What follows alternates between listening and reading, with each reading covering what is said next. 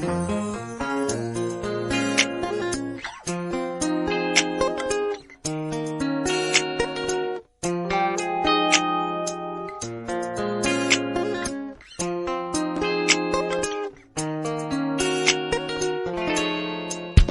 to Nevertheless, a show dedicated to organic leaders and leaderpreneurs. Today, you will discover how to discern your essence and live powerful.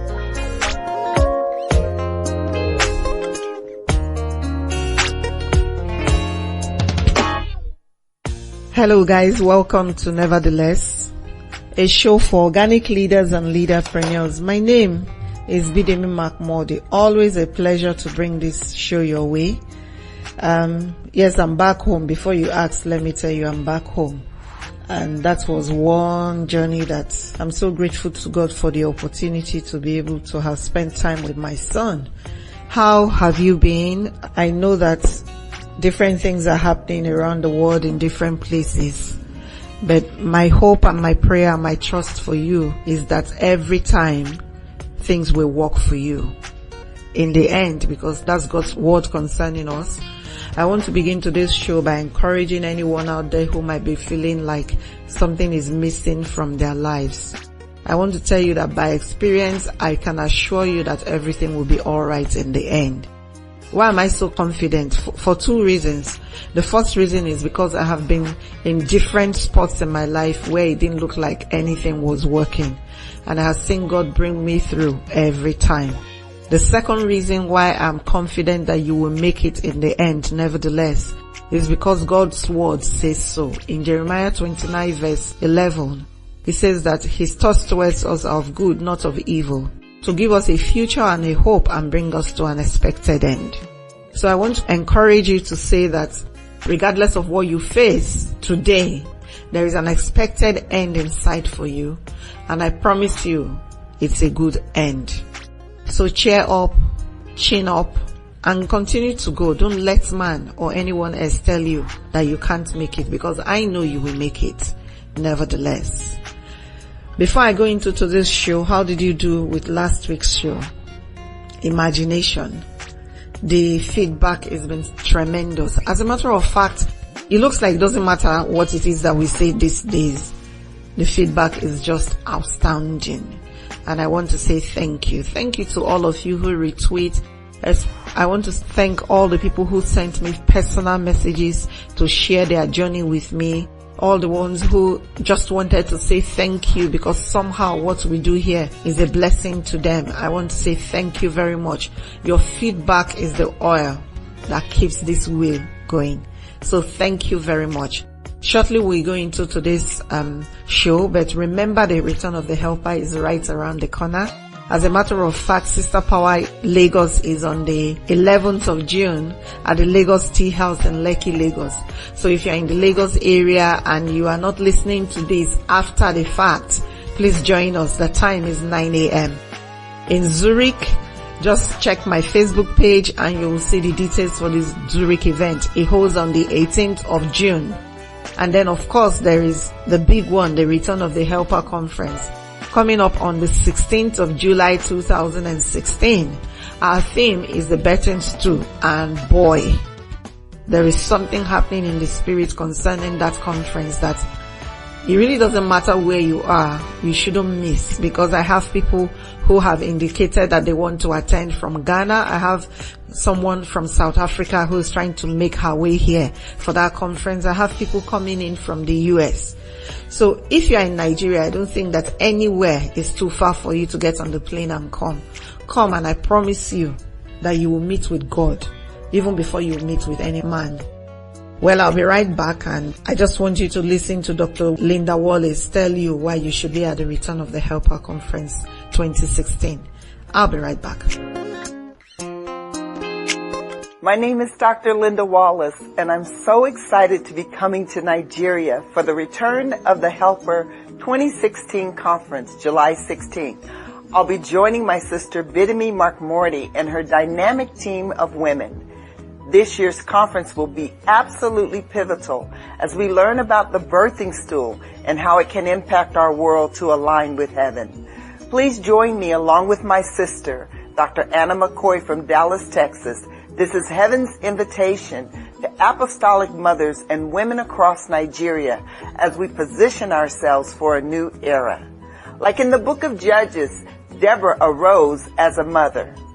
She had a direct connection to the wisdom of God, and through her alignment with heaven and relationships with other women, she brought transformation to her nation. The birthing stool will release through us the Father's perspective, encounters with the love of Jesus, and the ministry of the Holy Spirit. We will accelerate in our authority, influence, and power to advance the kingdom of heaven. Return of the Helper 2016, the birthing stool, July 16th. Meet us there. It's going to be an encounter like no other.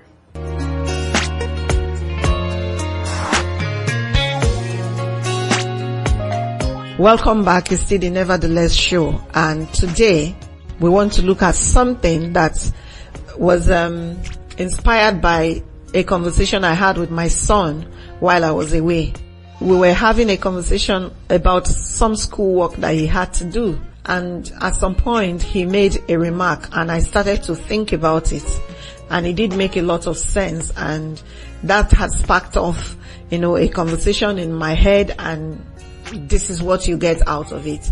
I can't remember exactly the details of what it was we were talking, but he did say to me, he said, "Mommy, the Creator is nothing without his fans."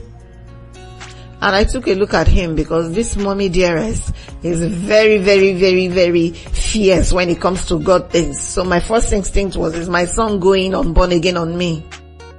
But he took a look at me and said, "Mommy, I know what you're thinking. I'm not talking about God in that light, but I'm saying that every one of us has a creative genius, and every one of us, regardless of what it is that we create, we are nothing without our fans."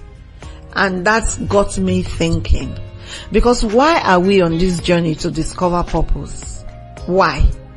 One thing I have said over and over again, on this show, is the fact that purpose must serve three things.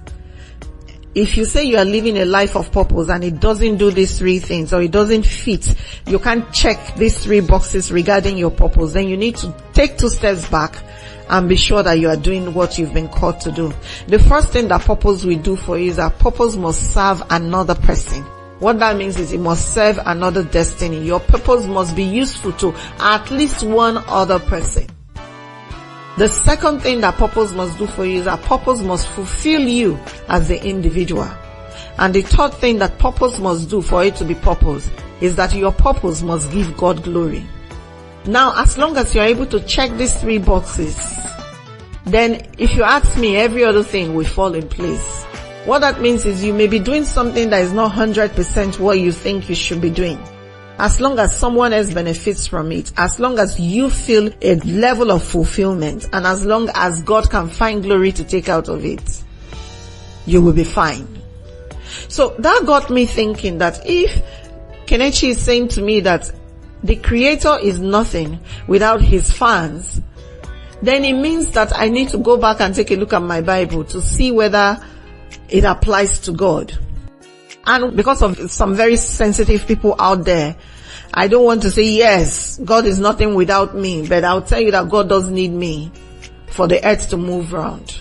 Why do I say so? Because if you check your Bible in Genesis chapter 1, the Bible said that God finished the work of creation in Genesis chapter 1. He looked and everything was good. But before he even looked and everything was good, God saw that everything was good. God rested from his work. If you get to chapter 2 verse 1, God rested from his work. What that meant was God had finished all of the work of creation, and God now rests. But what God did after that was he put a garden together, and he put the man Adam, the first man, in charge of that garden to tend it and to dress it. So that becomes to me like, okay, God, for instance, wanted everyone to realize how important it is for them to discover their purpose and live it. And for God to be able to achieve that, he created me, Bidemi Mark-Mordi. And he put in my DNA something that makes the word purpose resonate like no other thing does inside of me. And so for the last going on 18 years, I've lived my life pushing and pushing and pushing a life of purpose. Now, that doesn't mean that when everyone discovers their purpose, that it means that there will be no problems in the world again. No, that's not what it means. I'm not saying that I'm indispensable to God, but I'm saying that given what God has put in my DNA, He needs me to arise and be useful to Him and to humanity. And if I go back to the Bible, that's the reason why we have Genesis 1:28 that says something like, be fruitful, multiply, and it gets to a point and it says to you, replenish the earth. So God is the creator and God has created me. Yes. But I'm also I'm not just a child of God, I'm a fan of the Most High God. Die-hard fan of the Most High God, if you like. I'm saying that with all the things that God had created, if I am meant to touch only 2 or 3 people from the foundation of the earth, that's my assignment. If I don't get to touch those people may never come to the knowledge of what it is that God has asked me to pass on to them. So when Kelechi said to me, Mommy, the creator is nothing without his fans, I started to think that we should do a show to encourage all of us who have stepped out to live a life of purpose, to applaud you and say, well done, well done, well done. You need to keep going. But I also want to concentrate on one of the limbs of what purpose must do. Remember I said that purpose must fulfill you, purpose must serve other people, and purpose must give glory to God. I want to concentrate on the part that says purpose must serve other people. Look, it doesn't matter how fantastic what it is that you're creating is. Until you find your tribe and they buy in and they begin to run with what it is that you are saying, you may just be making a lot of noise and no impact.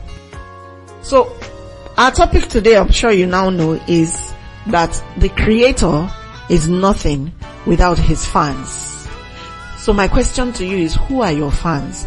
Well, I don't quite like that word fans really, because it makes it sound very pop culture like. So maybe we should tweak it and say, who is your tribe? So the creator is nothing without his tribe. Who are you called to serve? Because before you can identify who your tribe is, you need to recognize what that person looks like. I've read books and I have seen programs where people create their ideal customer in an avatar, and maybe they run a boutique, and then they decide that their ideal client is some avatar called Jane.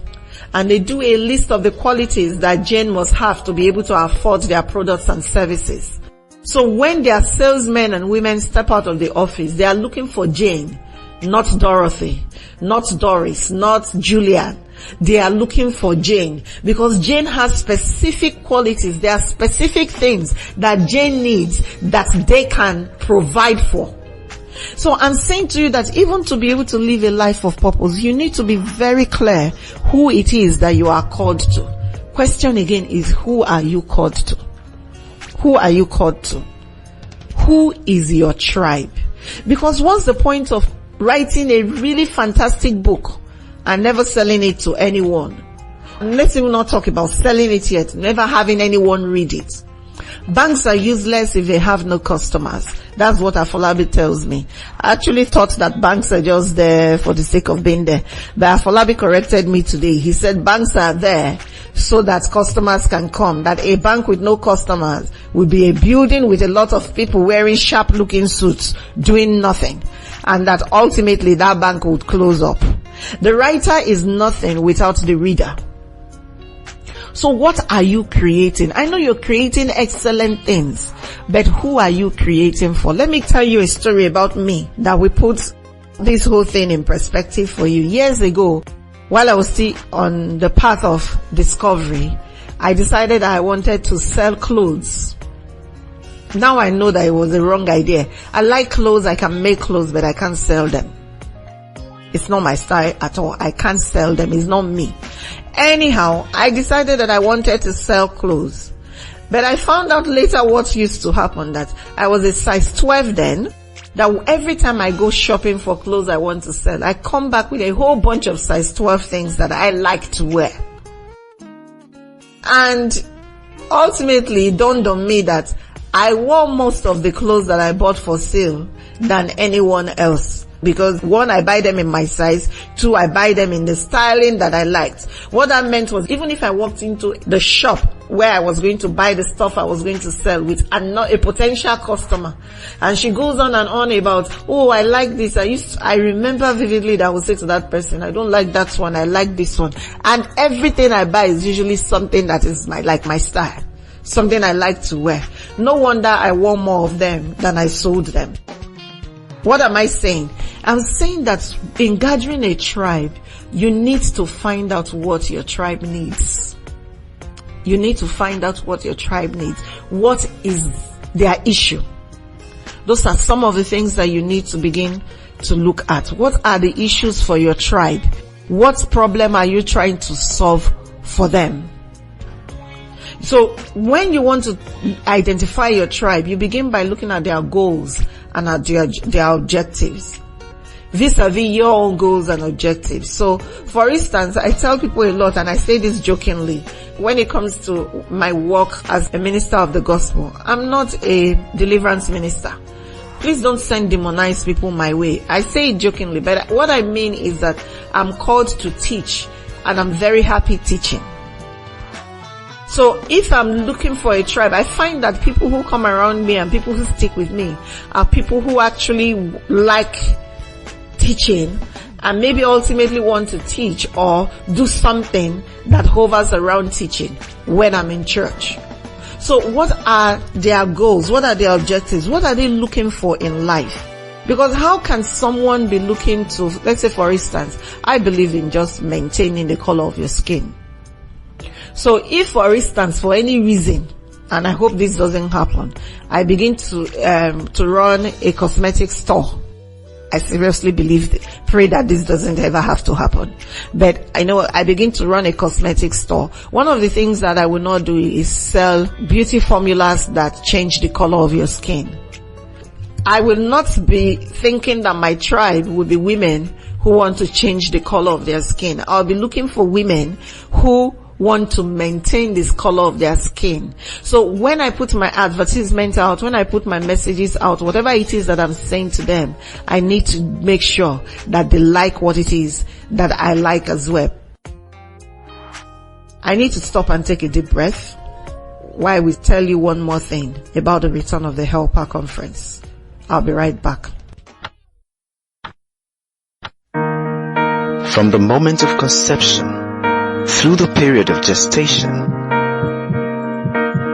then comes the final push. A new dream is born. Ladies, it's your time of delivery at the Return of the Helper Conference 2016. Come meet God's anointed servant as they help you midwife your dreams in the womb of the Holy Ghost. Theme: the birthing stool. Date is Saturday, 16 July 2016. Venue is the Elevation Church, 3 Remiolo Wude Way, Lekki Phase 1, Lagos.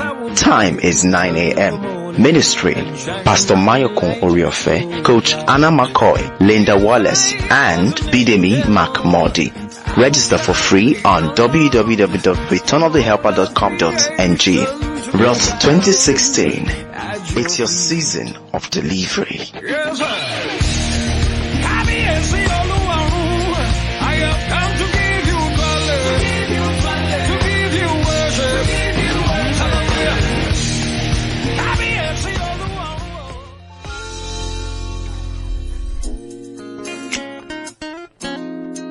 I'm back and I'm talking about how to identify your tribe. I talked about your goals and objectives, vis-a-vis their goals and objectives. What do they want out of life? How about your beliefs and your values? What do you believe in? What do you believe in? There's no way, for instance, you believe in marriage and you expect to find a tribe of people who don't believe in marriage to follow you. Or you don't believe in marriage and you are selling things that pull down the marriage institution, and you expect that respectable married women or men will follow you. So your beliefs and your values determine the kind of people who follow you. Now, here's the thing that we need to know, and we need to get it straight. Everyone is not called to everyone. I'm not called to everybody.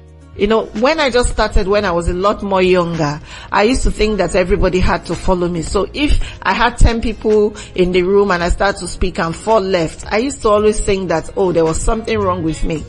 But as I grew, I realized that there was absolutely nothing wrong with me. I just wasn't called to these people. So you need to recognize that your tribe will be people of similar values and beliefs. Another way to identify your tribe is by your story as against their story. Now, lately we launched a campaign on Purpose University.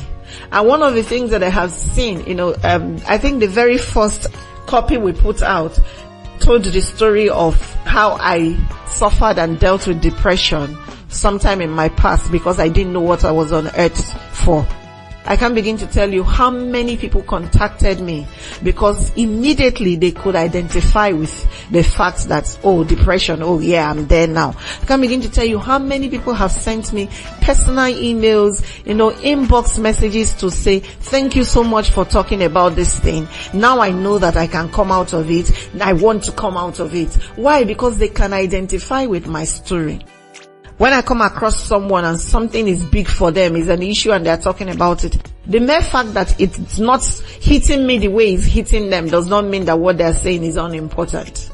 But I'm saying that for me to be able to travel in the same boat with you towards purpose, we must have something in common. And there is something that, triggers it faster than anything I know. Your story. That's why I don't think that it is wise for you to say, I'm trying to fulfill purpose and carve a niche for myself, and yet you are afraid to tell your story. Own your story. Tell it. Anyway, if you don't tell it, someone else will tell it for you. I promise you. Now, if we're talking about stories, I want to tell you 2 women that has something in common that just blew up.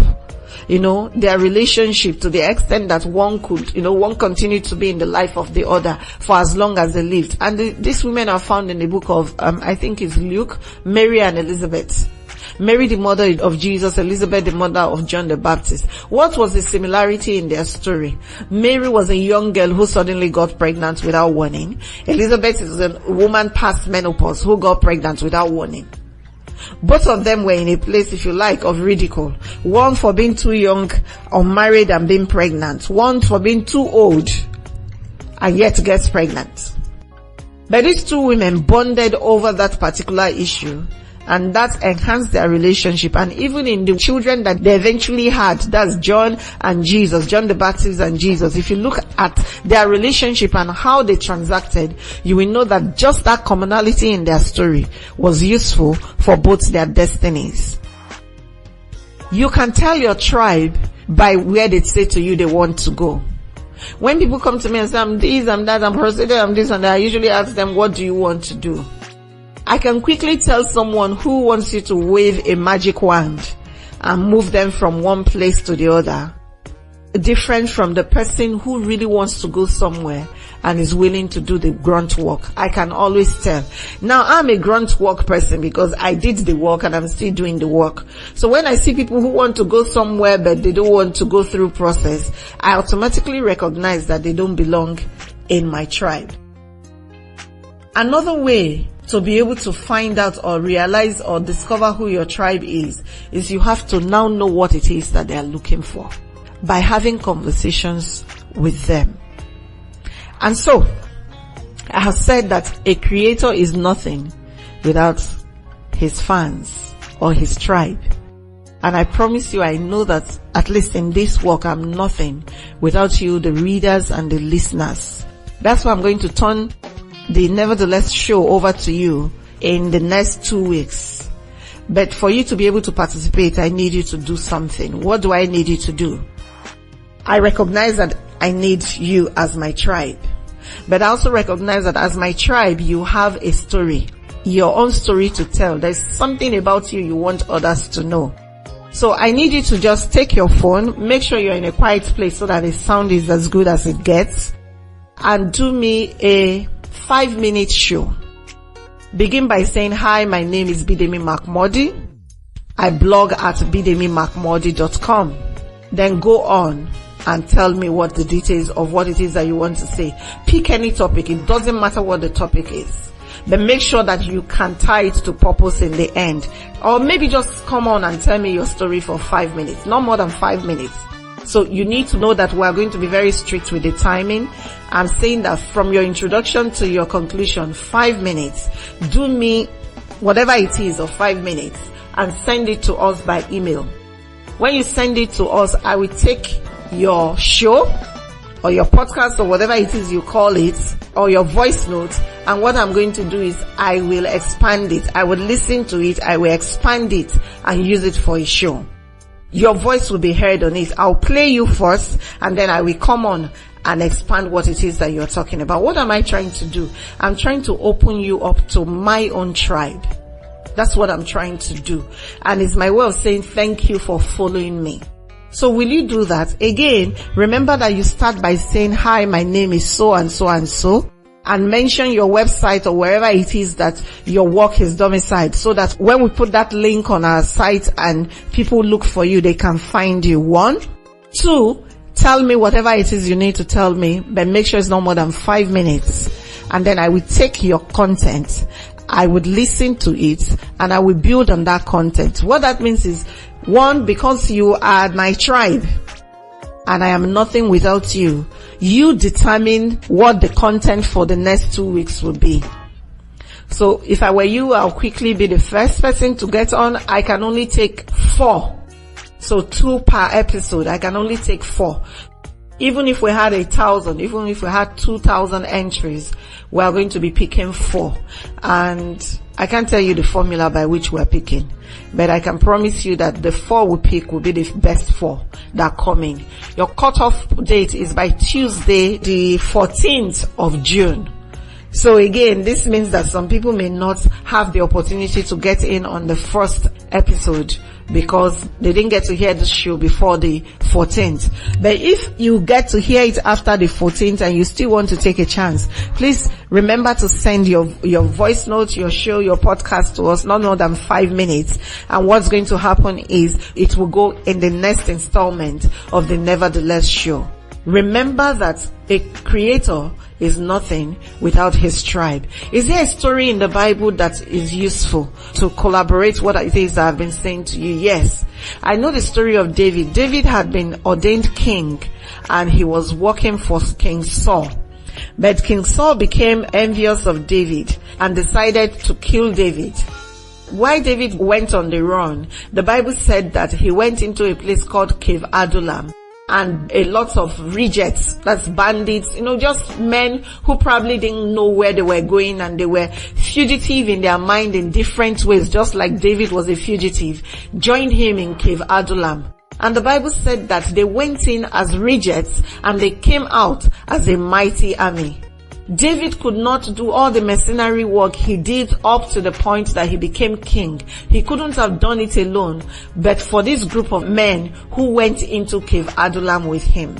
I'm saying that it doesn't matter how fantastic your story is. It doesn't matter how fantastic your product is. It doesn't matter how fantastic this purpose you are living is. If you are living it for yourself, by yourself, in yourself, then it's a waste of God's precious time. You need to be bold enough to step out there and look for your tribe. And let me quickly tell you, I know it's not easy. Some people are just mean. They know what you're trying to do is the best thing that can happen, but they will say to you that it's nothing. Some people are just indifferent. So it doesn't matter how hard you try and what your input is, they will not appreciate it, they will not recognize it. Some people are just not good with feedback. So it doesn't matter how great the thing you are trying to do is, they may never come back to you and say you are doing a great work. But do you know that there is a 20% there who will believe in you and they will follow you anywhere you go? The way I see it, if you have a 20% of whatever number following you, you have a huge tribe. And that is more than enough. But again, you need to know what it is that they are looking for, by being very clear about what your own beliefs are and what your values are, what your goals are. Everyone knows that Bidemi Mark-Mordi loves to talk about purpose. Everyone knows that Bidemi Mark-Mordi doesn't just love to talk about purpose. She lives purpose 24/7. It is what I do. Even if you don't get to know any other thing about me, you can vouch for the fact that I am purpose driven. That's all that you need to know about me. And that's all that I need to consistently put out to be able to gather my tribe. So what am I saying? I'm saying that you need a tribe so that this journey of purpose that you're pushing will be an interesting one for you. But I'm also saying that for you to be able to put this tribe together, you need to distill a formula by which you can reach them. And then finally, don't forget that I have given the invitation that you can come join me on this journey, whether via Purpose University, Sister Power Gathering, or Roth. Please be a part of all these initiatives, and I promise you, you will not regret it. Before I go, let me remind you again to send in your 5-minute show. Remember that you start with, hi, my name is. Tell us your name, tell us your website address. I know someone will be saying that I don't have a website, can I join? If you have something that people can look at, maybe a Facebook page or something that people can look at and get the gist of your story, yes, you can also apply. But remember that we're picking only 4 entries to work with in the next 2 weeks. So please send your entries as fast as you can, and when we do pick your entry, we will let you know so that you can share what it is that comes out of your entry at the end of next week with your own tribe as well. I look forward to hearing from you. And I confess today and I acknowledge today that all the things that I do are useless if you were not out there listening and buying in. Thank you so much for being my tribe. It feels really great to know that you are in my corner. Till next week when I will come your way again. My name is Bidemi Mark-Mordi, and this is the Nevertheless Show. Discover purpose, live powerful, and may God bless you. Thank you for listening to Nevertheless. For more information and resources, call 0813-360-2883 or send an email to bidemi@bidemimarkmordi.com. Don't forget that when you discover your purpose, you will live powerful.